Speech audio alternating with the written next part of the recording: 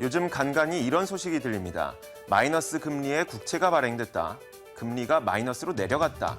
말하자면 은행에 돈을 맡기기 위해서는 웃돈을 더 얹어줘야 된다는 것인데 이런 것들이 어떻게 가능할까요? 오늘은 마이너스 금리가 어떻게 가능한지 살펴보도록 하겠습니다. 일단 마이너스 금리라고 하는 것은 이런 겁니다. 우리가 은행에 100만 원을 예금을 넣어놨더니 1년 후에 99만 원밖에 돌려받지 못하는 것. 그리고 100만 원의 대출을 받았더니 1년 만기가 됐을 때 99만 원만 갚아도 되는 것. 바로 이것이 마이너스 금리입니다. 정말 희한한 세상이죠. 그런데 이런 희한한 세상은 이미 시작됐습니다. 얼마 전 이탈리아가 유로존에서 마이너스 금리로 표시된 국채를 발행했습니다. 마이너스 0.023%의 국채를 2년 만기로 발행을 했는데 우리가 일반적으로 채권에 투자를 할 때에는 100억 원을 채권에 투자하게 되면 만기가 됐을 때 101억 원, 102억 원 이렇게 돌려받습니다. 그런데 마이너스 금리의 국채에 투자를 하게 된다면 100억 원을 투자했을 때 만기가 되면 99억 원, 98억 원 이런 식으로 돌려받게 됐죠. 그런데 이렇게 손해보는 장사인 것 같은 이런 마이너스 금리 채권에 누가 투자를 하는 것일까요? 실제로 이 이탈리아가 마이너스 금리 채권을 발행하기 이전에 독일과 프랑스, 스위스에서도 마이너스로 표시된 채권을 발행해 왔습니다. 그런데 사는 사람이 없었다면 이탈리아가 마이너스 금리의 채권을 발행하지 않았겠죠.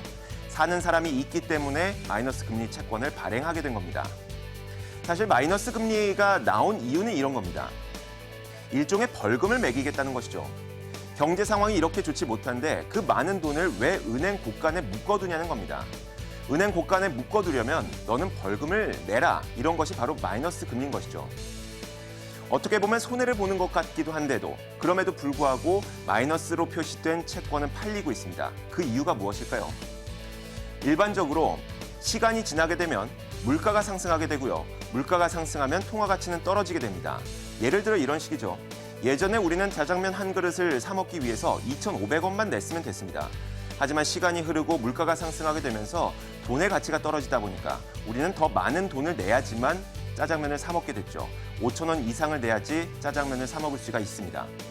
그런데 현재 유로존의 상황은 정반대입니다. 물가가 떨어지면서 통화 가치가 오히려 오르고 있는 것이죠. 예전에는 1유로로 사과 하나밖에 사지 못했는데 이제는 1유로만 있으면 사과를 사고도 돈이 남는 겁니다. 그만큼 통화 가치가 올라가고 있다는 것이죠. 이것을 마이너스 국채에 비교를 해보면 이렇습니다. 예를 들어서 유로존에서 2년 만기 국채에 마이너스 0.2%의 금리로 발행을 했습니다. 얼핏 보면 표면적으로는 2년이 지났을 때 마이너스 0.2% 정도 손해를 보는 것 같죠. 하지만 물가가 하락하면서 통화 가치가 상승하게 된다면, 통화 가치가 1% 상승하게 된다면 실질적으로는 0.8% 이득을 보게 되는 것입니다. 우리는 이것을 고급스럽게 경제학 용어로 표현하자면 실질 금리가 플러스다라고 표현을 하게 되죠. 실제로 스위스가 발행했던 국채에 비교를 해보겠습니다. 스위스에서는 0.023% 마이너스 금리의 채권을 발행을 했죠. 그런데 스위스의 물가가 하락했습니다. 마이너스 0.1% 하락하게 되면서 통화 가치가 0.1% 올랐죠. 결국 실질적으로 스위스 국채에 투자한 사람들은 2년이 지났을 때 0.077% 이득을 보게 된 것입니다. 그렇기 때문에 표면적인 마이너스 금리 채권이라고 하더라도 투자를 하게 되면 시간이 지난 후에 이득을 얻을 수가 있는 것이죠.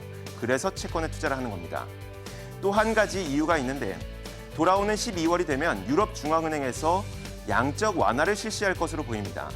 양적 완화를 실시하게 된다면 전 세계의 유로화가 많이 풀리게 될 것이고요. 유로화가 많이 풀리면 많이 풀릴수록 유로화로 발행된 채권, 국채에 대한 인기가 올라가게 될 겁니다. 국채 인기가 올라가면서 국채의 가격은 상승하게 될 것이고 그렇게 된다면 유로존의 국채에 투자했던 사람들은 시세 차익을 얻을 수가 있다는 것이죠. 이런 몇 가지의 이유들로 인해서 표면적인 마이너스 금리임에도 불구하고 국채에 투자를 하게 되는 겁니다. 현재 글로벌 경제 상황은 이렇습니다. 사실 시장에 돈이 없는 것은 아닙니다. 돈은 많지만 이 돈이 제대로 흘러가지 못하는 것이죠. 사람의 몸에 비교해보면 이렇습니다. 우리 몸에서 에너지로 사용되는 지방, 이 지방이 적은 것은 아닙니다. 하지만 밥 먹고 바로 소파에 앉아서 TV를 보고 밥 먹고 바로 침대에 가서 스마트폰을 하다 보니까 지방은 쌓이는데 활동을 많이 하지 않아서 건강은 나빠지고 있는 것이죠. 이게 현재 경제 상황입니다. 그런데 이 사람을 어떻게 활발하게 활동하게 만들지, 그리고 어떻게 운동을 시킬지 그 방법을 찾질 못해서 일단은 건강이 나빠져도 굶길 수는 없기 때문에 일단 먹이고 지방을 찌우고 있는 상황이죠.